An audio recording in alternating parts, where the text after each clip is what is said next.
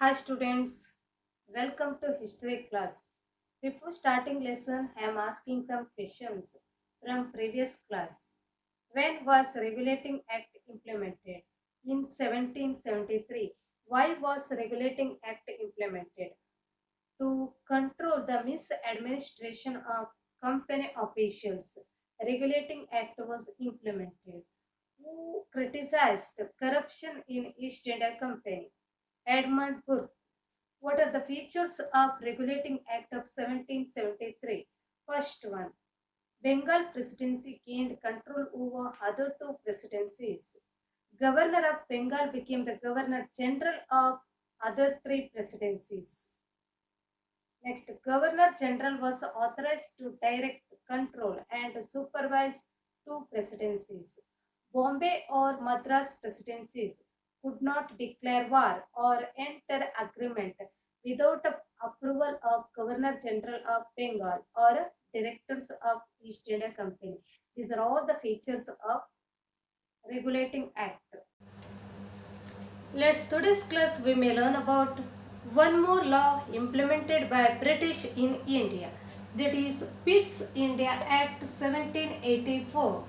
Why did British government implemented Pitt's India Act in 1784? What are the reasons for this? Okay, first reason, there are many inconsistencies in the Regulating Act of 1773. In order to rectify them and clearly outline the power of East India Company and British government, Pitt's India Act of 1784 implemented. Okay, then Government of England control the power of East India Company. Okay, what are the reasons for implementing Pitt's India Act?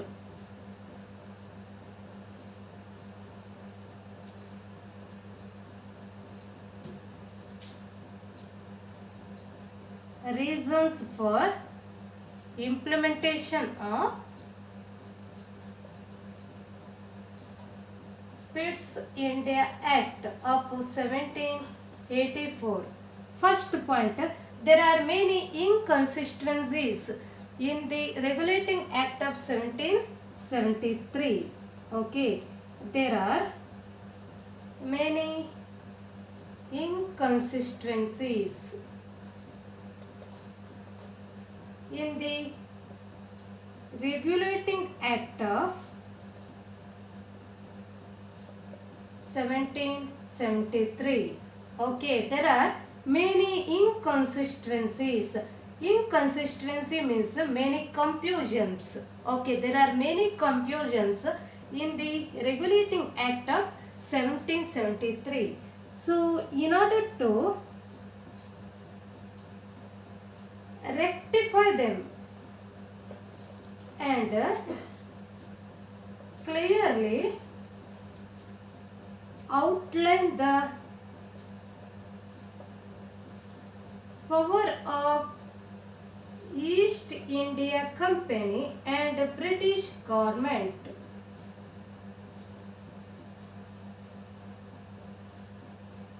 Pitt's India Act of 1784 implemented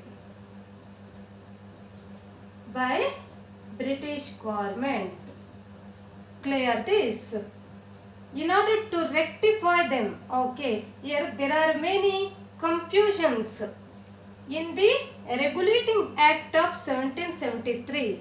Okay, so in order to rectify them or in order to correct these confusions, okay, and clearly explain the power of East India Company, okay, for the purpose of correcting the confusions of Regulating Act and explain the powers of East India Company and British government, Pitt's India Act of 1784 implemented by British government.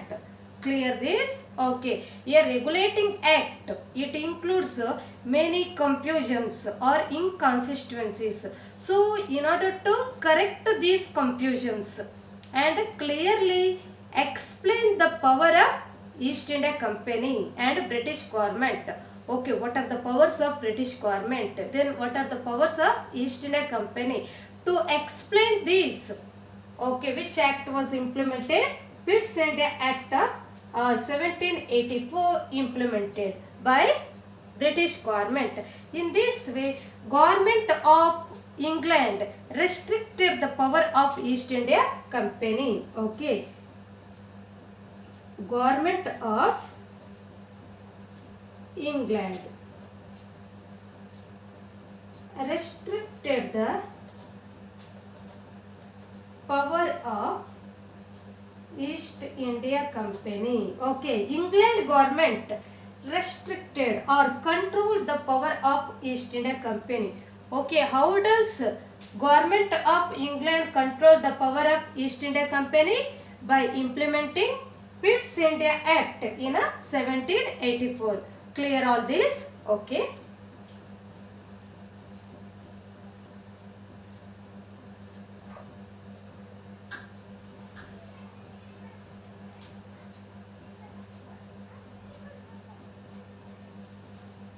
Next, a new institution named Board of Controllers consisting of 6 commissioners was started. Okay, then Board of Controllers replaced the board of Directors. Okay, so this board has power to direct and control, okay, various issues related to related to land taxes, okay, civil areas, military, etc. Okay, totally here in the place of board of directors, board of controllers come into existence. Okay, new institution. Next, new institution. Which is that new institution? Board of Controllers. Okay. According to Pitt's India Act, new institution started. Which is that new institution? Board of Controllers. Okay. And it includes total how many commissioners? 6 commissioners. It includes total 6 commissioners that come into existence. Okay, in the beginning, board of directors. Okay, board of directors.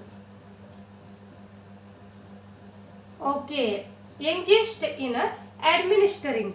Okay, but in the place of board of directors, board of controllers started. Okay, so board of directors replaced board of controllers. Clear this? Okay, so what happened? This board, which board? Board of controllers. Okay, they have powers. Okay, powers to direct. These 6 commissioners have powers, okay, to direct, okay, and control. Okay, which areas? Military. Then land taxes. Then civil areas. All these areas were controlled by board of controllers or 6 commissioners. Okay, they got power to direct and control all these 3 areas. Which are those 3 areas? Military, land taxes and civil areas. Okay, in the beginning, board of directors are there. Okay, that post was cancelled, and in this place board of controllers started. And board of controllers, it includes total 6 commissioners. Okay, and these 6 commissioners have power to direct and control various areas related to military, land taxes, civil areas. All these were the responsibility of 6 commissioners. Okay, all these come into existence after the implementation of Pitt's India Act of 1784. Pitt's India Act of 1784 declared Indians have attained their paramount power only in the name of British Empire but not of their own. And this act controlled the political rights of the Indians. Okay, then this act declared the areas under the control of East India Company were the integral part of British government. So, government of England was the ultimate ruler of India. Okay, what is the declaration of Pitt's India Act? Declaration. Indians have attained their paramount power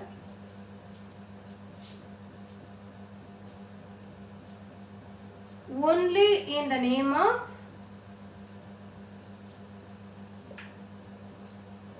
British Empire but not of their own. Okay, Pitt's India Act of 1784 declared Indians have attained their paramount power only in the name of British Empire but not of their own. Okay, Indians got full power. Okay, only in the name of British. Okay, means here Indians reached high level of post only in the name of British Empire, but it is not their own achievement. Okay, this achievement can be possible with the effort of British. Okay, in this way this act declared. Okay, Indians got full power only in the name of British Empire. Okay, with the help of British Empire, Indians reached high level of post. Okay, but it is not here. It is not their own effort. Okay, it is not their own achievement. Okay, all these achievements were possible with the help of British Empire. Okay, next.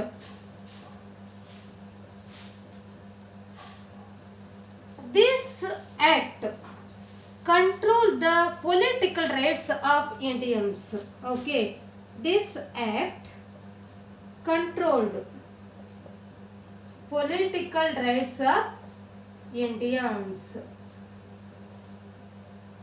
Okay, in this way, Indians lost their political rights. Okay, due to the implementation of this act.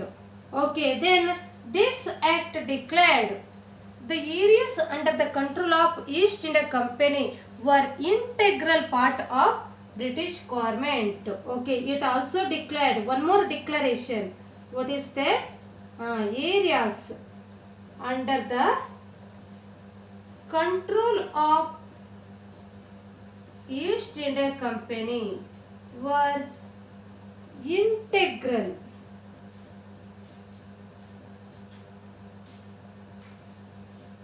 part of British Empire, British government. Okay, this act also declared that areas which was owned by East India Company or areas under the control of British East India Company, this is the main part of British government. Okay, all these areas were totally under the control of British government. Okay, here East India Company has no power. Okay, but here British or government of England is the ultimate ruler of India. Okay, government of England. It is the ultimate ruler of India. Okay. Government of England is the ultimate ruler of India. Okay. Means India was not under the control of East India Company, but India was under the control of government of England.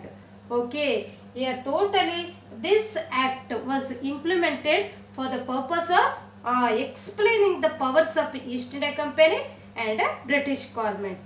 Clear this? Okay. So due to the implementation of this act, Indians lost their political rights. Okay. Here British gave a good English education to Indians. As a result of this, Indians also can reach to high level of post. But they declared this progress of Indians as Indians have attained their paramount power. Paramount power means full power. Only in the name of British Empire, but not of their own. Okay, with their own effort, Indians did nothing. Okay, but only the effort of East India Company, only the effort of British, they can able to achieve all this. In this way, Pitt's India Act declared. Okay, then next, okay, here Pitt's India Act, it also control the power of East India Company. How? This act declared areas under the control of East India Company were the integral part of British government. Okay, areas were under the control of East India Company. Okay, it belongs to British government. Means here East India Company has no power. Okay. Okay, so totally this act was implemented to explain the power of East India Company and British government. Clear this?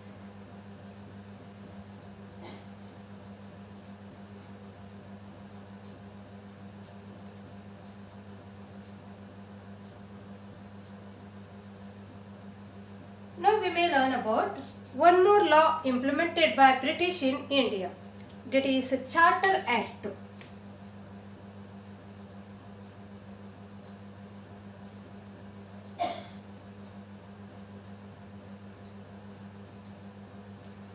The main aim of Charter Act was to renew the license of East India Company.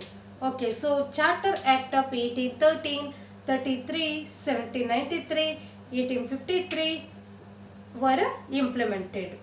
Okay, so when new chapters were implemented, then the new rules and regulations fit by the British government were included in the charters. Okay, so in this way, among these charters, Charter Act of 1813 and 1833 are very important. Okay, because of various reasons. Okay, here Charter Acts. What is the main aim of Charter Act? Okay, the main aim is to renew the license of East India Company. Okay, the main aim of Charter Act was to renew or change the license of East India Company. Okay, in the year December 31st, 1600, Queen of England Elizabeth gave permission to East India Company to develop trade with India. Okay, that is license. Okay, but this license must be changed once in 20 years. Okay, as a result of this, for this reason, Charter Act was implemented. Okay, the main aim of Charter Act was to renew means change. Okay, change the license of East India Company. Okay, one license as 20 years timing. So timing. After 20 years, so once again that charter must be renew it or change it. Okay, so the main aim of Charter Act was to renew the license of East India Company. Okay, so as a result of this Charter Act of 1793, okay, 1813, 1833, then 1853. These are the three charters were implemented. Okay, these are the three in these years new chapters were implemented. Okay, we can get to see 20 years gap is here. 93 to 13. Okay, 20 years gap is there. Then 1813 to 1833, here also we can get to see 20 years gap. Next 1833 to 1853, here also we can get to see 20 years gap. Okay, so charters are revised or changed in every 20 years. Okay, so when charters were implemented once in 20 years, new rules and regulations fit by the British government, okay, were implemented in these in these charters. Okay, when charters implemented once in a 20 years. Okay, so rules and regulations fit by East India Company were included in these charters. Okay, here once in 20 years. Okay, rules and regulations of rules and regulations of East India Company that changing. Okay, in our school also we can get to see. 1 year we can get to see one type of rules and regulations. Next year it is changing. Okay, we can't follow same rules. Okay, okay, so we must change rules and regulations year by year. Okay, in this way, East India Company has some rules and regulations. Okay, and that changing every 20 years. Year 20 years, one rules and regulation is there. Okay, so here when charters were implemented once in 20 years, then new rules and regulations fit by the East India Company. Okay, not East India Company, fit by the British government. Fit by British government.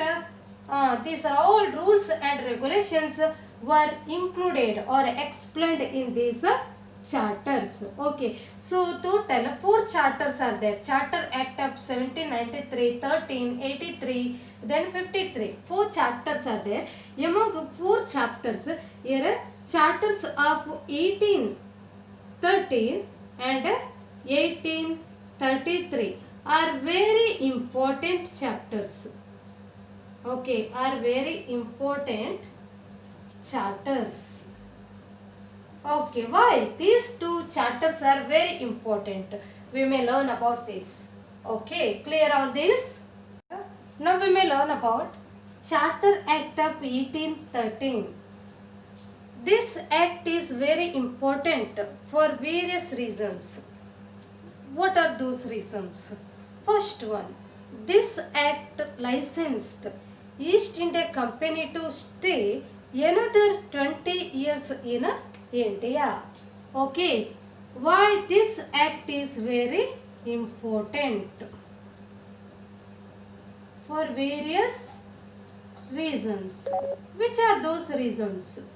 Okay, first one, this act licensed East India Company to stay another 20 years in India. Okay, Charter Act of 1813, it gave license to East India Company. Why it gave license to East India Company? To stay another 20 years in India. Okay, through this act, East India Company got permission to do trade another 20 years in. Before the implementation of this act, demand to permit any interested person to carry out trade India was there. Okay, here before the implementation of this act, one demand is there. What is that demand? Allowed. Demand to allow any interested persons to carry out trade in India. Okay, before the implementation of Charter Act of 1813, one demand, okay, Indians kept one demand under British government. What is that demand? All interested person must get permission to do trade in India. Okay, that is the one of the demand of Indians kept under British government. Okay, so this act, Charter Act of 1813, allowed this demand. Okay, this demand. Charter Act of 1813, it gave permission, okay, permission for every interested person to do trade in India. Okay, so all interested persons got permission to do trade in India.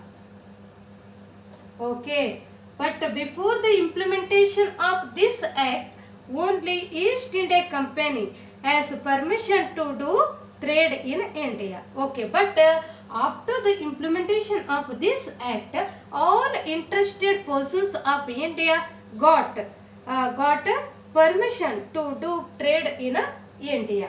Clear this? Okay, in this way, Charter Act of 1813, okay, become useful for Indians. Okay, here onwards, here free trade era. Trade era started in India.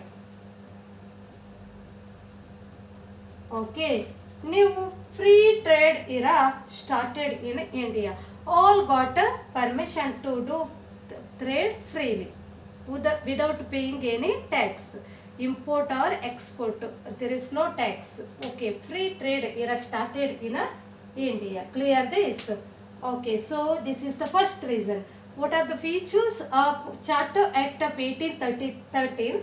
First point, this act licensed East India Company to stay another 20 years in India. This much is enough. Okay. Then remaining some sub points. Which are those? Before the implementation of this act, one demand is there. What is the demand? Demand to permit, okay, any interested person carry out trade in India. Okay, before the implementation of this act, British government must give permission to do trade, okay, for every interested person of a country. Okay, in this way, Indians kept their demand in front of a British government. Okay, so after the implementation of this act, here all Indians got permission to do trade in India. Okay, finally, in this way, free trade era started in India. Clear this?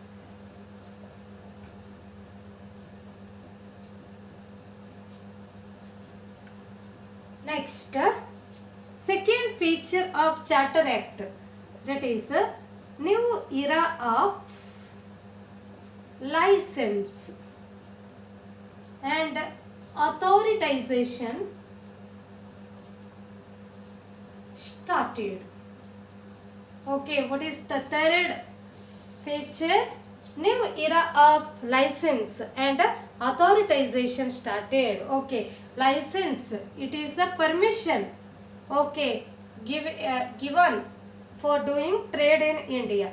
And authorization, it includes giving power to Indians, okay, to do trade in India. So new era of license and authorization started. Okay, then next, board of directors were vested with power to appoint commander in chief and governor general. Okay, next, third feature, board of directors vested with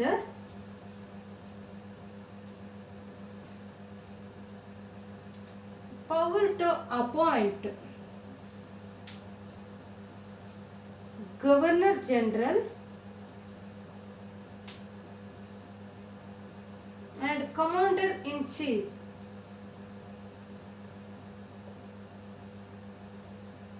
Okay, next, the third feature of Charter Act, board of directors vested with powers to appoint governor general and commander in chief. Okay, here board of directors. Okay, that is the one of the big post. It includes total 6 commissioners.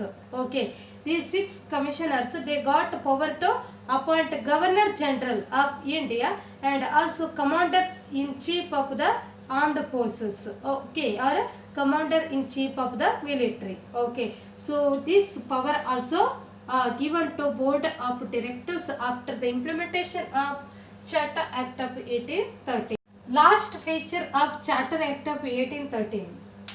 Your churches were allowed to enter India officially. Okay, last feature, churches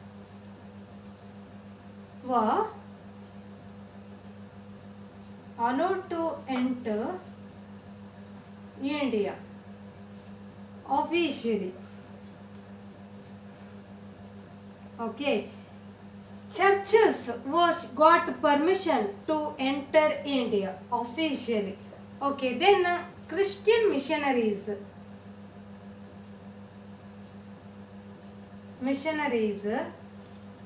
directed to enrich the knowledge of Indians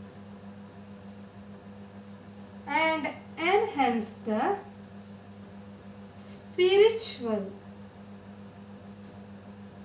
and moral life of Indians. Okay, after the implementation of Charter Act of 1813, churches were permitted to enter India. Okay, churches got permission to enter to India. Okay, so then Christian missionaries. Okay, those people who took the responsibility of spreading of Christianity, they are called missionaries. Okay, people who took the responsibility of spread of Christianity everywhere, they are called Christian missionaries. Okay, so here Christian missionaries. Okay, they appointed to direct enrich knowledge of Indians. Okay, here Christian missionaries. Okay, they developed the knowledge of Indians. Not only this, they increase the spiritual and moral life of Indians.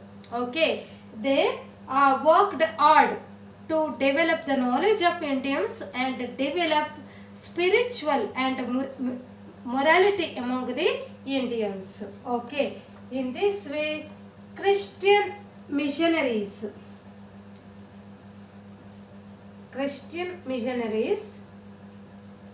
started to arrive India. Okay, Christian missionaries. Who are called Christian missionaries? People who spreading the message of Christianity everywhere. They are called Christian missionaries. So Christian missionaries, they started to visit to India. Okay, as a result, here expansion of English education.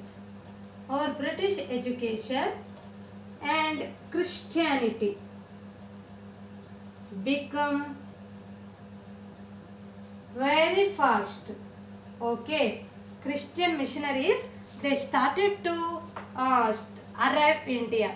As a result, British education and Christianity spread all part of India very fast. Okay, yeah, you know already Christians, they contributed lot for the development of education.